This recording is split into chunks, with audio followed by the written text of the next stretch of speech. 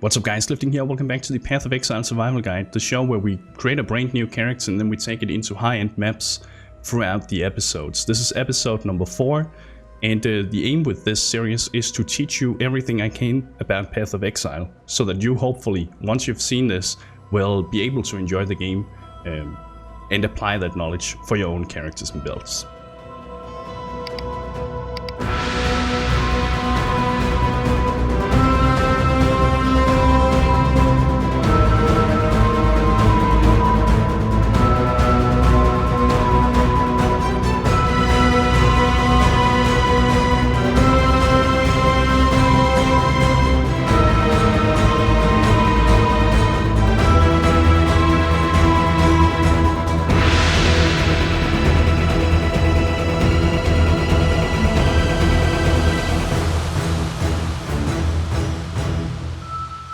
The goal for today is to get into the prison area and then defeat Brutus. Brutus holds some important support gems for our setup, and then of course if we have the time for it, what would be really nice would be to get into Merveil's caverns, because, and that's not a euphemism by the way, but to get into Merveil's caverns, and that's because as soon as you reach that area we can unlock Arc and we can start using our Arc Totem to level alongside our freezing pulse, but we'll talk more about that as we get there. However, before we do that, I just wanted to quickly talk about itemization in Path of Exile, because that's something I haven't really touched upon yet.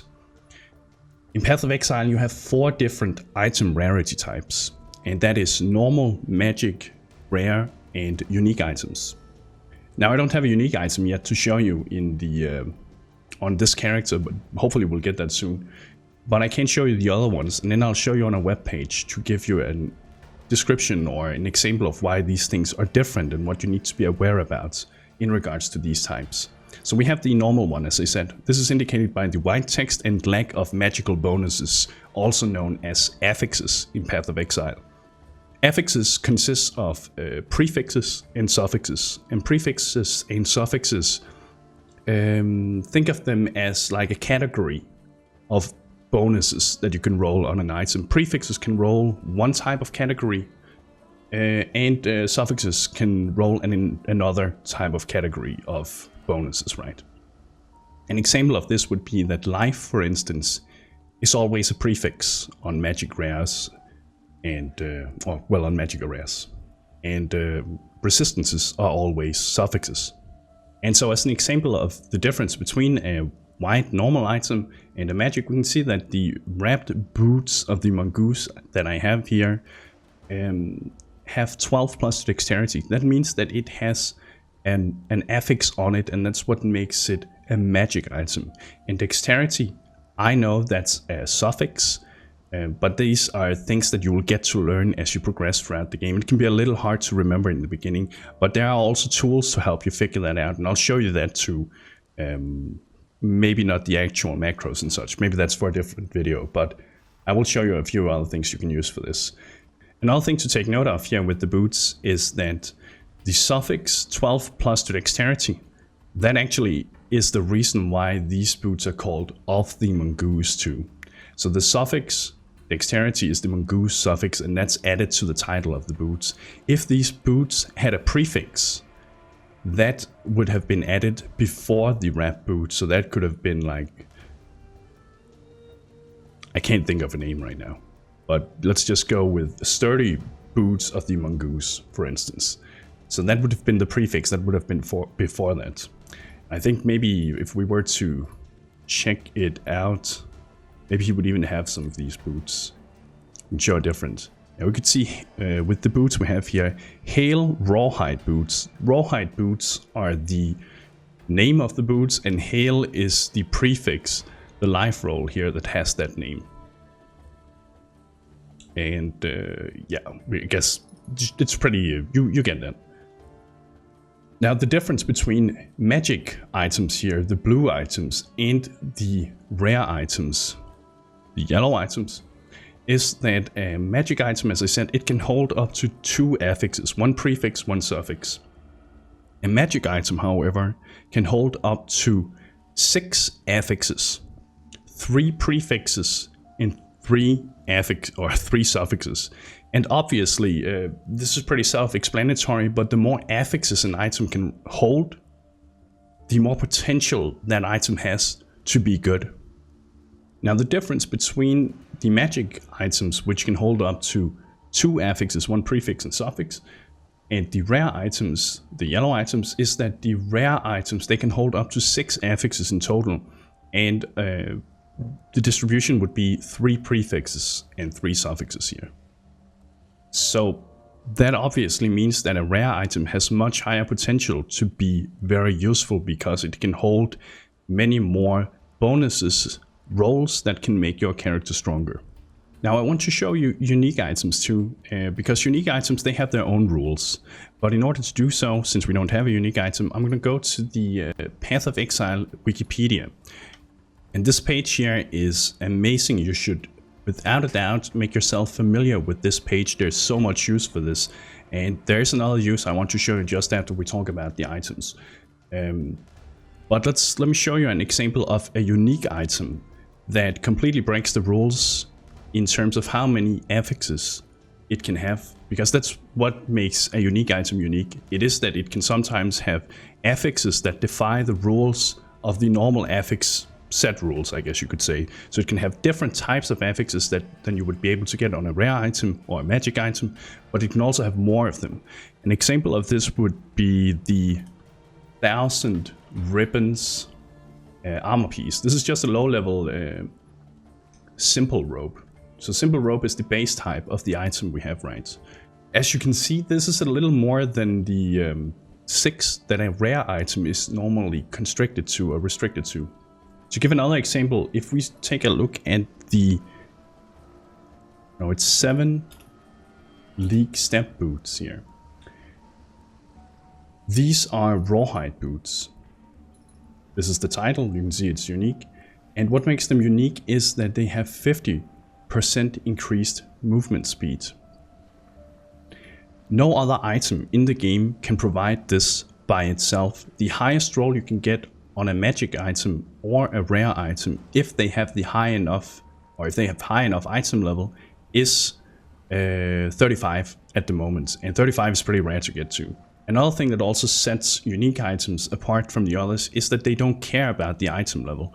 So even if these 7 hide or 7 League step boots are item level 1, or if they are item level 100, that's not going to make any difference. It's going to roll the same unique affixes every single time. And so to quickly reiterate, normal items, they have no affixes on them. They are indicated by white text. Magic items are indicated by blue text. They can hold up to 2 affixes, 1 prefix, 1 suffix. Yellow items, what? I lost my trail of thought. Well, anyway, they can hold up to 6 affixes on them, 3 prefixes, 3 suffixes, and then the unique items, as I showed you. And then we have the unique items, which just break all the rules. The next thing I want to show you guys is the PoE Ethics website. And it's very, very useful because it can show you the affix item level restrictions that are on an item, or if that item can even roll the affix you may be looking for. So let's take an example and go for boots. And as you can see, you also have the different categories here. It doesn't matter too much when it comes to boots, except for, of course, if you take energy shield boots, then it will show you what item level the boots needs to be for you to get a certain energy shield roll, as opposed to the armor boots, they will show you for armor. But we're just gonna take armor boots now as an example. So what you see here is the different categories that it's divided into and the different types that it can be applied to the boots. We're not going to go into all of this yet because this is something we'll be covering in a future episode, and otherwise it'll probably become a little too confusing to begin with. But the thing you need to pay attention to now is the prefix section over here and the suffix section over here. So remember that a magic pair of boots can roll 2 affixes. One of them is going to be a prefix and a suffix, and rares can roll 3 of each, or up to 3 of each. They're not guaranteed to roll 6 affixes in total, but just in between 3 and 6. And so for now, we're going to limit ourselves to just talking about the base item mods that the boots can roll. And base item mods basically just means any of the regular affixes that boots can roll without you using master mods, essence mods, signature mods, elder mods, stealth mods, and so forth. Don't be let this scare you away right now. We're just gonna talk about base item mods. All of this here is for later. So for base item mods, if we take a look at the prefixes, let me zoom in a little. We can see for boots, for prefixes, they can roll increased armor, which is going to scale the base value of the boots. As an example here, we can see that the iron greaves that we have right here, they have armor as their base core defense.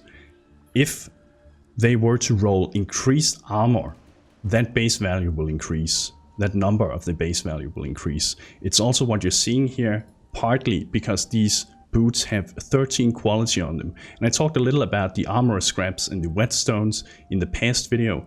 And this is exactly what they then do. If you put quality on an item, it increases the base value. And obviously, the higher the base value is to begin with, the higher or more value you get for increasing the quality of the item, because it scales that number. We can also see that it can roll increased armor and plus increased stun and block recovery. It can roll plus 2 armor. And I'm going to show you a little about this in just a moment. And then it can roll armor and life as a hybrid roll. It can roll just life by itself. It can roll the movement speed, and it can roll increased rarity of items found. Now, boots are the only thing in the game that can roll increased movement speed unless it is a unique item.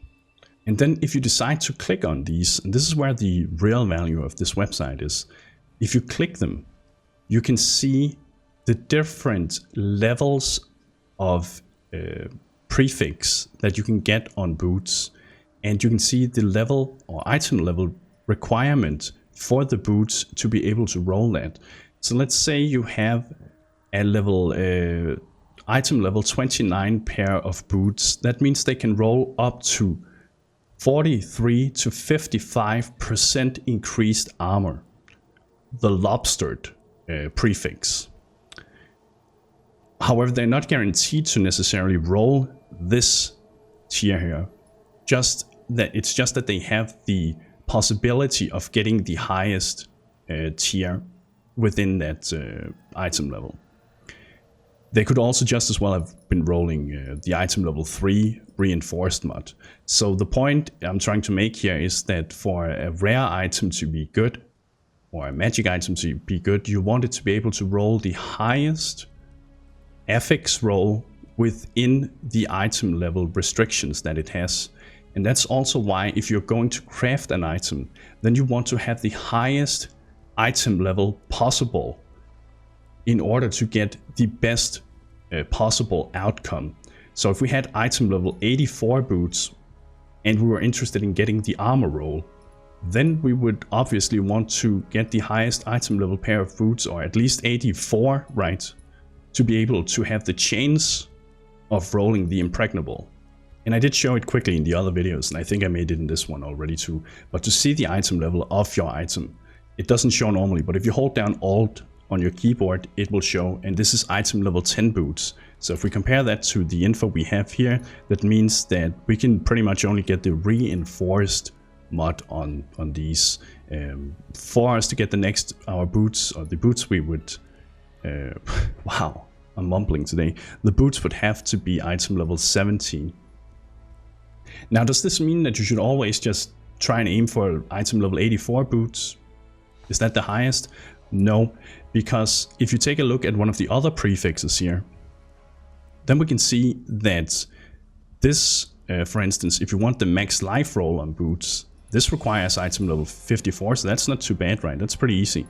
So that's also why boots are typically fairly easy to get higher life rolls on, as compared to some of the other items in the game, such as an amulet, which has a much higher item level requirement to roll the top life roll on those. We can also see that movement speed, for instance, to get the 35, as I've been talking about a few times, it requires item level 86, which is you know, very top-end content. It's also why you don't see a lot of boots with 35% increased movement speed. So we know that boots can roll these prefixes over here, and typically the most valuable of these prefixes over here is the maximum life and the increased movement speed. You always want to have movement speed on your boots, unless your character specifically relies on a different way of moving around. But even if your character is using shield charge, for instance, the shield charge still benefits from you having faster movement speed. But we'll get to that later, because we will probably be using shield charge for our builds. But we can see over here for suffixes, here's another list of what the boots can roll. So let's say we had a magic item and it rolled maximum life. That means that the prefix mod has been spent. We cannot roll any other prefixes, but the boots, magic boots, they can roll 2 affixes in total. So that means that if we were to use an orb of augmentation that adds another affix to an item, then it's guaranteed for it to be a suffix. And I know this may start to become a little complicated, but in all due time, I promise, guys. But it's hard to explain this without going a little into it. So for the base item mods for suffixes over here, let's say we had the maximum life. That means that if we were to add another mod to it, it would have to either roll strength, life regenerated per second, cold resist, fire, lightning, chaos res, reduced attribute requirements, and increased stun and block recovery, and an increased rarity of items found. But for something like our character, a perfect pair of magic boots for us would be movement speed, and it would probably be some kind of resistance roll. That would be very useful for us here early on in the beginning. However, if it was a rare item, then there were other affixes that we would be very interested in getting, and that would be something like maximum life. It would be movement speed. We would probably want to have at least 2 resistance rolls on it to help us cap the resistances at high levels. And we could probably, I mean, increased rarity is always nice and such, but it doesn't really matter too much. Strength is nice too, because for each 2 strength you gain 1 life, so it helps scale the flat amounts. But the main thing for boots for us is really just life, movement speed, and some resistances. And I think in, not the next video, but maybe in the next video again, we're going to try and craft a pair of whatever. Maybe it's going to be boots, maybe it's going to be something else, depending on what we need at that point in time. And then it will also make a little more sense when I'm talking about augmentation and alteration, transmutation, all these things. We are going to craft 1 item today, and that is a wand. We preferably want to take or start using it at level 12, but I can show you now what it is that we will be looking for. Because if we go to the one-hand weapon section, and then we choose wands. And so as you can see, wands can roll quite a lot of different prefixes and suffixes, and this doesn't include the master mods or anything like that. But what we are interested in getting here is the +2 level of socketed lightning gems, and that's because we'll be using Arc. It's a lightning skill, and in order for us to get that, it requires that the wand be at least item level 2. Then it can roll +1. Had it been item level 54, then it could roll that too. However, there is a recipe that guarantees us to get a guaranteed +1 to lightning. And I'll show you how to craft that as soon as we have unlocked the necessary items to do so, and preferably Arc. But if we don't get that in this video, I'll show you how to do it either way, so you guys can get the full context. So we want the +2 level of socketed lightning gems. We know that's a prefix when we craft that. And since it's going to be guaranteed, we know that we will have at least 1 prefix. There's also a chance that it might roll a suffix when we use the recipe, as far as I remember at least. But if not, then we know that there will be a suffix available over here too.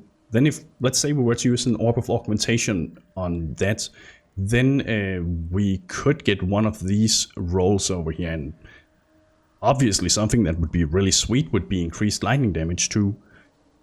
However, unless the wand is item level 10 at the time when we try and craft it, that's not going to be possible for us. So we're going to have to limit ourselves to the item level of the wand when we're going to craft it, and hope for the best that item level can get.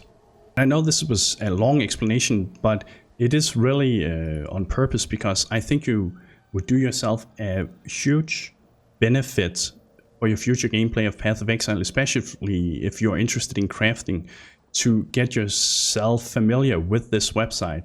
Because if you have a really good base weapon or armor piece that you think you want to spend some currency on to try and craft, then you should always make sure to come in here and check if the item can roll those mods that you are interested in. There's no point in trying to roll +2 level of socketed cold gems on your boots if the boots cannot roll that. And we know that is not the case. They cannot do that because we checked out the affix rolls over here. At least not within the normal rules, right? And I don't think boots can either way, but there are, with master mods, essence mods, signature mods, elder mods, etc., then the crafting game changes quite a lot, and there's lots of other stuff to be added, but as I said, we'll talk about that later. Now, the last thing I want to show you before we continue with our character is we're going back to the Path of Exile wiki. And here I want you to familiarize yourself with the idea of looking up skill gems that you think you'll be using for your build. We know that we're going to be using Arc. If you know that you are playing a build that's going to be using Arc too, but you aren't sure about what the level requirement of Arc is, you simply type in Arc in the search up here and it brings up the skill. And here you can get all the information about the skill too, how it scales, etc. And if you then take a look at the gem over here, you can see it requires level 12. That's great. Then you know that you'll probably not be leveling with Arc if you were, or you won't be leveling the very first levels with Arc because you can't use it until level 12, right? That's why we're using Freezing Pulse to level our setup. And also because Freezing Pulse is probably slightly better even at those levels, but that's another discussion. Another thing that's very useful is that if you scroll down, then for all the skill gems, it will show you if you get it as a quest reward and where you get the quest reward. And if you don't get it as a quest reward, where you can then obtain it as a vendor reward. So for quest reward, what we can see here is it shows us the different classes here, and then it shows the quest name here, and it shows which act it's in. The Siren's Cadence, that is the quest that we need to complete in order for our witch. We can see it has a green checkpoint for Arc to be unlocked. This would not be possible on any of the other classes because they are not going to have that available. Now, we're not playing a witch, I think I said that. So we're playing a Templar. That means that we will not be getting it from the Siren's Cadence. This is not going to be a reward for us. We're going to get another quest reward. And you can click the quest here if you want to see which skill gems it unlocks or other rewards. It could be a skill point or passive respect points, right? But what we can see is that by completing the Siren's Cadence quest as the Templar, it will, however, become available as a vendor reward. We can see that Nessa is the vendor, and Nessa is the woman we've been buying gems from so far. So good, that tells us that we need to get to at least level 12 before we can use our Arc. We need to complete the Siren's Cadence and then we can buy it from Nessa. That's going to be a goal of ours, of course, because we want to use Arc. We also want to use Spell Totem, so we can look up Spell Totem here. Spell Totem support, and that is of course to indicate it's a support gem. We can see that Spell Totem requires level 8, so technically we could use it now. However, in order for Spell Totem to be available for us, we can see that as a vendor reward, it's not a quest reward, that's why it's not showing here, the other section. But as a vendor reward for us to be able to purchase it, we need to have completed the Caged Brute, which is the Brutus quest. And that's why we want to get to the prison too, as I mentioned earlier. And it becomes available from Nessa. And now another thing to also know here is that once you get to Act 3, there is the quest called Affixes of Fate. It requires you to go to the library and find some pages and then turn them into a ghost. Makes sense, right? If you do that, then you will complete the quest. But the nice thing about Affixes of Fate, and the same thing goes from Fallen from Grace, but this is a later quest in Act 6 from Lily Broth. the nice thing about these quests is that they unlock any skill gem in the game besides some very few niche skill gems that you don't worry about that now.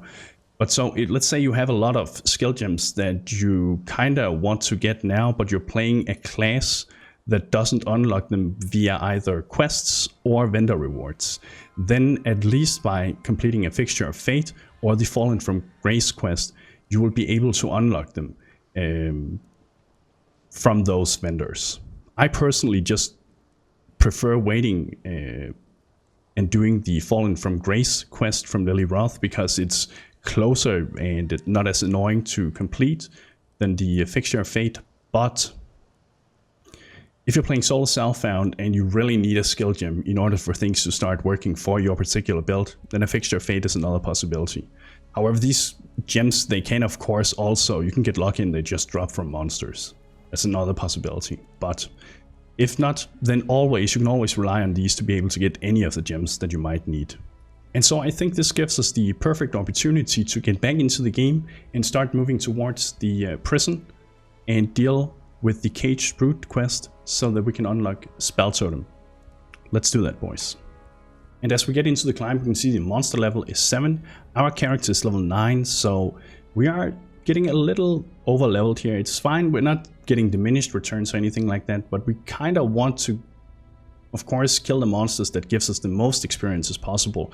So in order to not be inefficient, let's try and hurry towards the next zone where the item level of the monsters are going to be higher. So the only reason for us to really kill anything now from progressing from the climb and into the prison would be if we find some good magic packs of monsters. And I told you guys in the last video that magic monsters give more experience per monster kill, the same thing for rare monsters.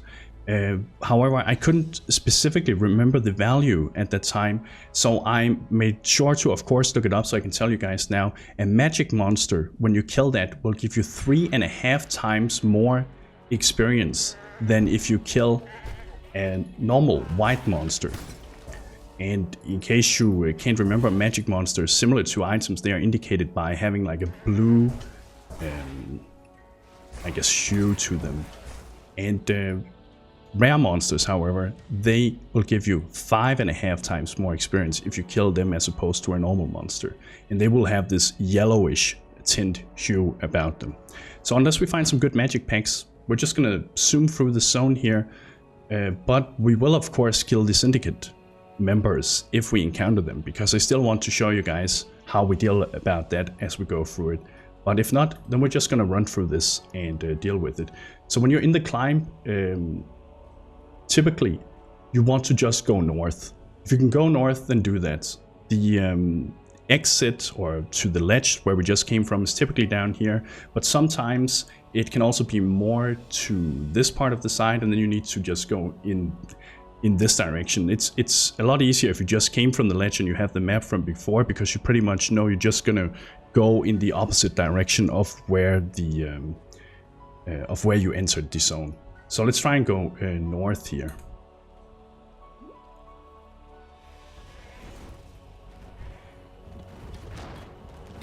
And we're just gonna skip all of this here because it's not really worth our time. We want the good blue packs, or otherwise we're just gonna leave it alone.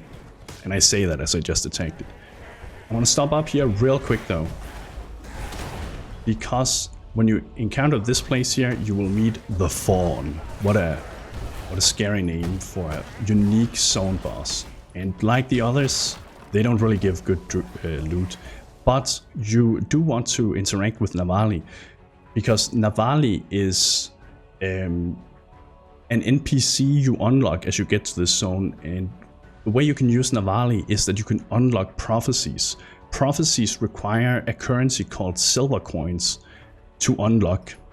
And I don't think we can do it now, but you will go back to town and then we can do it then. I don't think we have any silver coins either at this moment, so we couldn't unlock them either way. So let's make prophecies part of a later episode. But you always want to unlock her instead of skipping her. So let's go. We're going to continue onwards. And you're also seeing me run past through some of the chests and such. That's because it's not really worth your time, honestly. And some people will say, hey, but you can get an Exalted. I once got an Exalted Orb in a chest, and I once did so too. But you can also make the argument that then you can end up going around clicking everything as you progress, and it's not worth your time. It's just better to kill more monsters faster. It's basically an RNG wheel. The more stuff you kill or interact with, the higher chance there is of you getting something in return. And it's faster to kill stuff or more monsters than it is to run around clicking boxes. But there are some strategically or some useful boxes that we want to click later, and I'll talk about that as we encounter them. So we found the lower prison, and you can always, anytime you start to see these wheel boys here, that means that you're close to the entrance of the prison. Let's go into the prison. So as we enter, we can also see that our quest updated, and we have the Caged Brute now. We haven't completed it, so we can't get our support gems yet, but it says we have found the Axiom Prison, home to Brutus the Warden. Return to town for help, preparing for the coming battle. Alright, we also still have the way forward, but that is not a quest that we'll be able to complete until we get to Act 2. It can be a little confusing that it shows it in Act 1 for some people until they, I guess, see where they actually complete it, but still, don't worry about that if you have it. And then we have the Dirty Job. This is the one we decided to skip, where we could get respec points for doing it so, but we don't need them, so we're skipping it for now.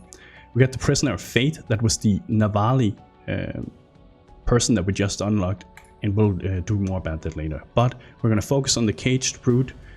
To find Brutus, though, we need to go to the prison level 2, but there's one thing we want to do first at the prison level 1 or lower prison zone, and that is to find the first Trial of Ascendancy.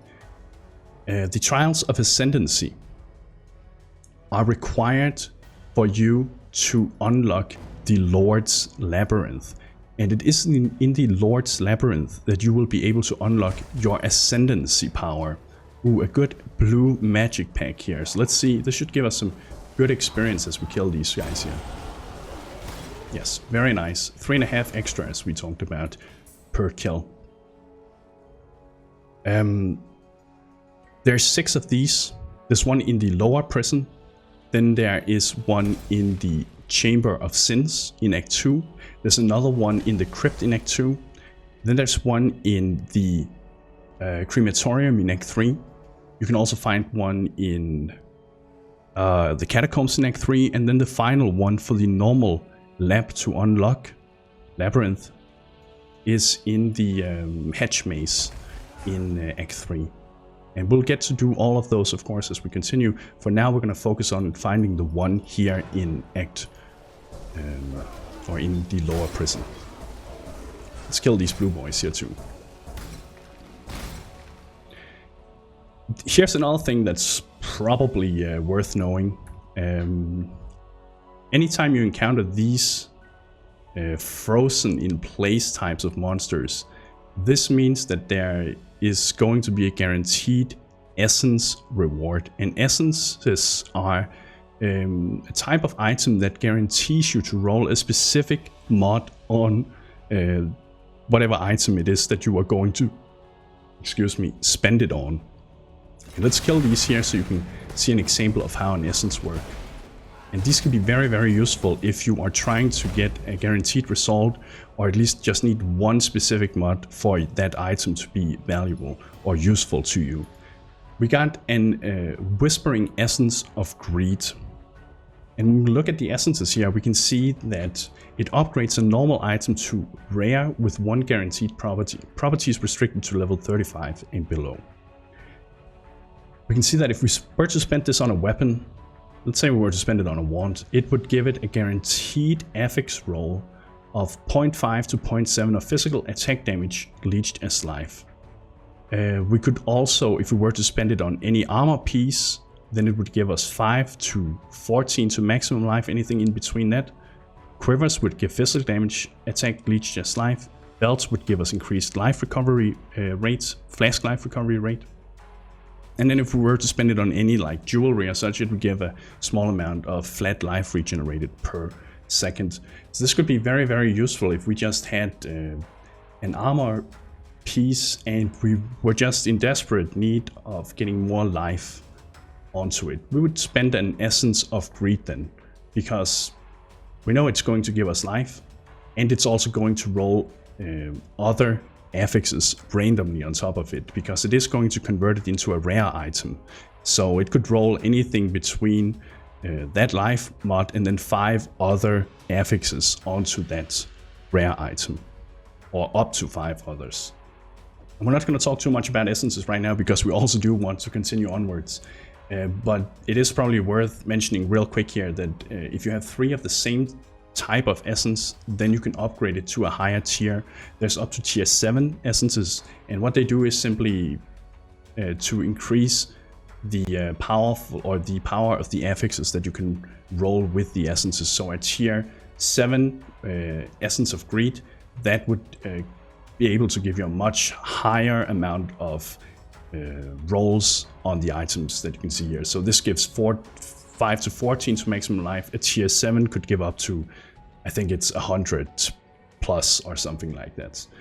And then there's also different types of essences that provide different other affix rolls that you can then apply to items. But let's find some more essences, and then once we have a good amount of different types of essences, or if we specifically need to craft an item where the essences make sense, then we will go a little more in depth about that.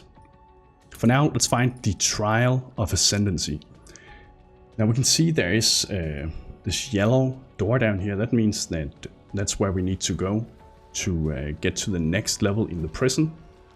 But since the trial is in the lower prison, we need to find that first. And we're still a little over leveled, so we're just skipping through most of this here unless we have to deal with it. However, we now find a transportation syndicate, and because we're still curious about those mechanics, let's deal with them and then see which choices that become available to us. And as we can see, we need to stop the caravan before it reaches the end, which is somewhere around here on the map. So we just need to focus on getting the syndicate members down here before that happens. And we're actually, I guess we're getting a little unlucky because we're also finding Chatters here in the middle of it all. He's the unique zone boss.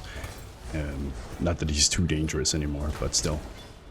And it was Haku that was this syndicate member that was leading this caravan here for the transportation safe house.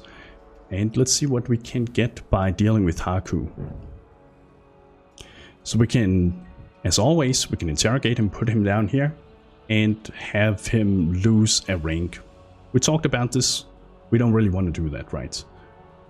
We prefer having them aligned with a certain safe house. It's easier for us to control that way, and he's aligned to transportation, so there's no point in removing his job, which would happen if we were to interrogate him. He would lose that alongside his rank, right? The other option we have is that Hillock moves to transportation and Haku and Hillock become trusted. Interesting. So I think we don't have Hillock anywhere on the map right now. If Haku and Hillock become trusted, they will help each other out, and that means that it will become more of a challenge for us to deal with. It also means that we can guarantee to be able to deal with more syndicate members for potential more options to bargain with, or more loot, right? Or experience even, for that matter. They give quite a lot of experience when you either interrogate or bargain with them.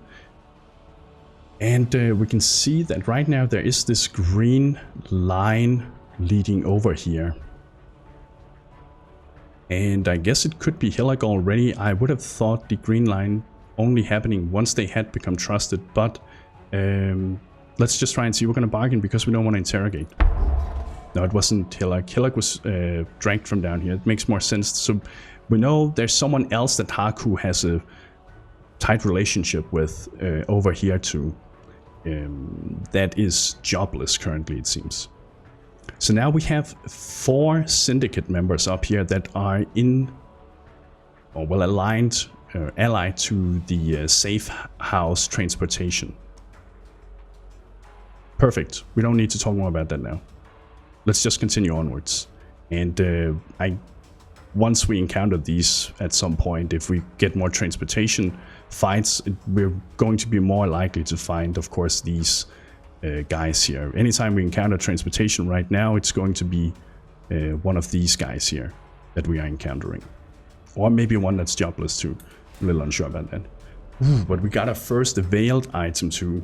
Interesting. Veiled items are really, really cool. I like them. But we're gonna save it for the next video, so we can actually progress now. We also leveled up, and we are going to continue down the path. Our goal is to get over to the Ancestral Bond, and we're taking the path to get there as quick as possible via Devotion 2. But to make our leveling feel nicer too, we're going to pick up some nice notables on the way. So let's go with Light of Divinity now. Spell damage, cast speed, critical strike change to spells, and then light radius, which is not too useful, right? But it also gives strength and intelligence. So this is going to be a nice damage buff and a nice cast speed buff. Sweet. Let's find the trial. And typically, when you see the book icon on the map, it will typically pop up a little before you can actually see the map. But the books, at least when you know there's a trial in the zone, could often be an indication of that's where the trial is. It can also mean that there's some lore or something like that, but typically this is a good indicator of it being very close to the trial. So Trials of Ascendancy, as we talked about, you need to unlock 6 of those to get into the Lord's Labyrinth. This is the first of them here, and these trials, they always have some kind of trap or infernal machinations that guard them to get in there. And let me just show you now. If you get hit by these, it's not guaranteed to kill you, but they do deal a lot of damage. And to new players who are still not too familiar with the movement and how to mitigate this properly, this can be of great frustration. A lot of new players really despise the labyrinth because inside the labyrinth itself there is a lot of traps. However, traps, once you start to get used to them and like the movement patterns and such, but also know which mechanics you can take advantage of to make the traps less dangerous, they really become a non-issue for almost anyone. But it requires you to kind of learn that, and I will of course teach you how to do that later. So once we are at the end of the Trial of Ascendancy, there's the plaque. Once we click that, it unlocks the first of them, and we can see there is 5 others remaining, and it just says unknown area because you're supposed to explore that, but I've already told you where these are. Next one we're going to get is going to be in the Chamber of Sins in Act 2. This one is unlocked. We can take the portal back. It just, well, basically takes us back outside the trial instead of porting us all the way back. And that means that we now have everything we needed in the prison, or lower prison, so we can go into the next zone, the upper prison. And then our goal from there is to get to the Warden's Quarters, it's called, where we can find Brutus. And the best way of going about the prisons is honestly just to try and stick to one side and then explore that as you go. There used to be a method, but since they changed the layouts with some of the updates, I'm not really sure if there actually is a method to finding these areas. If anyone knows, please post it down below. That would help us all. Now, here's another thing that we can talk about. And that is a strongbox. Strongboxes are chests that you can interact with that sometimes can hold better loot, or they typically hold better loot than just a regular chest, and you should in general always open the strongboxes. The thing that makes them unique is that you can interact with them. So you can see this one here, it says unidentified. It's blue too, and if you remember, or if you think back, blue, that means magic, right? So we can actually identify this if we want to, and the benefit of identifying is that we can see that it will freeze us when we activate it. Another thing that it could potentially do, since it is a blue strongbox, it could have 2 affixes. So it could also have said grants additional currency items, or something like that. I don't think the regular Strongbox would say that, but as an example. And if you have the currency for it, let's say you had an orb of augmentation that adds another affix to a rare or magic item, then you could spend that on this too, so it would roll that extra. And since I don't have an augment with me right now, I'm not really going to bother with that, but I'm going to show you how it is later. But also because regular strongboxes in general, I don't really find it worth it to either identify them or to really try and roll something on them. However, if you encounter something like the Arcanist Strongbox or the Diviner Strongbox, then those can typically be a good idea to craft, so we're going to save it for then. So for now, when you encounter these, just know that if you're playing in hardcore, maybe it's a good idea to identify it so you know if it's going to freeze you or not. Fortunately for us, if you remember, we rolled the Quicksilver Flask of Heat in one of the earlier episodes, and it removes freeze and chill on use. So basically, if we just use this and open it, monsters will spawn, and it does that for any of the strongboxes, right? But we won't get frozen, because the flasks prevent that from happening. It's very, very useful, and that's why you should always have some way of removing freeze, in my opinion. Now, it didn't really show anything dropping, but this is also because we have our loot filter enabled. If I were to hold down my Alt button, you can see which ones it's filtering out. This actually tells me that I have forgot to load my loot filter that I am using for this playthrough here. I was using my other one. So we'll load this one here, then it shows the items that we could potentially use while leveling here. I kind of like the wisdom scrolls early on and so forth. Alright, excellent. But we don't want any of this, so we're just going to leave it. Oh, there's another syndicate up here. Ooh, I can't. I need to do it. I want to get it done. And it's another transportation. And that now means that, as you saw before, there were these 4 boys that we have up by transportation. One of them was Hillock, right? We moved him from one of the other places. And let's see, who is it that we're fighting against here now? It is Guff Tiny Grain. One of the other guys moved up here at some point. So we'll just get these guys down, and then we'll see what we can deal with. Alright. See what our choice becomes.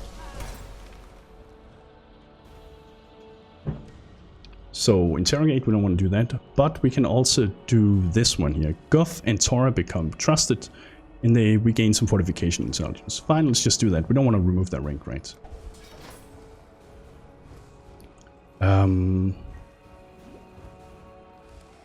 Yes, good. Oh, there's a couple of rares here too. Let's go with the Coif here. We don't really care about the Pine Buckler, but maybe the Bronze Scepter could be useful for later. We'll check that once we get back to town. And then we'll still keep looking for the Warden's quarters. We're still a little over-leveled for this zone. We're level 11 now, so no point in stopping up to kill too much on our way. We got a lot of gems that have leveled up too, so we want to deal with that.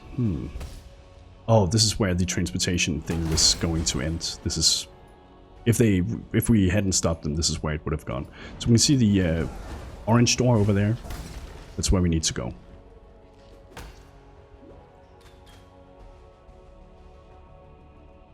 Alright, the Warden's quarters.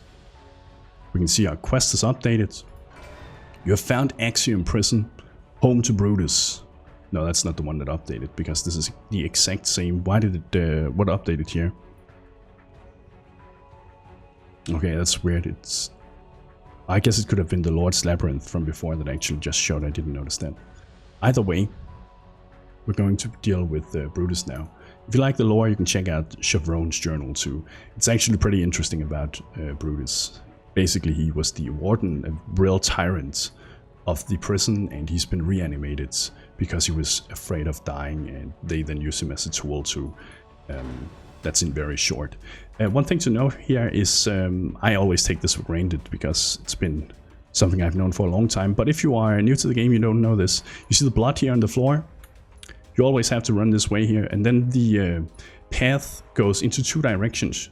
If you follow the blood on the floor, it will take you to the entrance of the Warden's quarters. Always follow the blood. Before we go in and deal with Brutus, we want to, of course, be as strong as possible, so we're going to spend another skill point. We're going to go with Holy Dominion this time. We're going to get increased global physical damage, which is not useful for us because we're using elemental damage and spells. Although physical damage can work for spells, but since it's elemental, not for us. But we are interested in the elemental resistances, 12 to all. And we can see that once we apply this here, you'll see these numbers increase. But we'll also get 12% increased elemental damage and the chance to freeze, shock, and ignite. So overall, a pretty nice defensive and offensive note for us to grab for 1 point here. Let's go into the Warden's quarters, and then we're going to upgrade our skill gems here too. We will put down our Frost Orb here to slow him down and make him less resistant to cold damage so we can deal more damage. And the thing to know about Brutus is that basically you need to move around a little when he does the different things, and then you need to pay attention to his animation when he does that. That's the Slame. The Slame is by far the most dangerous thing about Brutus. So if you avoid that, you should be good for the most part. Just make sure you constantly keep a good eye on your flasks and don't face tank him if you don't have enough flasks to do so, or if you don't have a character that's built strong enough for that yet. Excellent. Brutus is down. Quest updated. You have killed Brutus and unlocked the prison's exit. Search for it in the Warden's chambers in the upper prison. Okay, we'll get this one here, a chromatic item. We'll get another scepter here, and let's take the large mana flask. It might be better than what you have. The other things here, we don't... Actually, let's take the Plague Mask, because the helmet we have right now... No, never mind. We have a decent helmet. We'll do this. One thing you can do, like racers sometimes do this, but after they kill Brutus sometimes, instead of running up here and going into the prisoner's gate, they will log out, go back into the game, and then they will take the waypoint up here, because just by killing Brutus you unlock the waypoint to the next area, and it's just slightly outside of where you would otherwise end up if you were to take the regular entrance. So it maybe saves you a second or two if you really care about it. So Brutus is down. We can get our quest rewards now. Navali is back in town too, but let's not talk about her in this episode.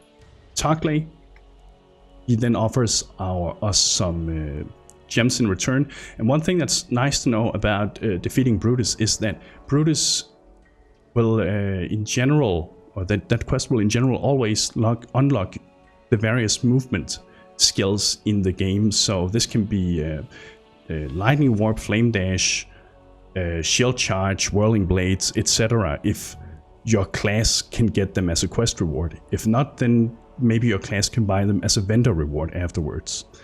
For us, we're just gonna... in the end, we're going to use Shield Charge, but for now, we're just gonna use Flame Dash. It's gonna be a nice movement skill so far. But he also unlocked Clarity for us, and we want that too. So we're gonna go over to Nessa. First of all, she's probably gonna give us a quest reward here. And these are some of the support gems I was talking about we wanted to get. And there's a few here we would like to get besides the one she's offering us. She's offering us added fire damage, added lightning damage, melee splash, and combustion. Now the one we're interested in is added lightning damage, and what it does is simply to add a flat amount of lightning damage to whatever skill we link it to.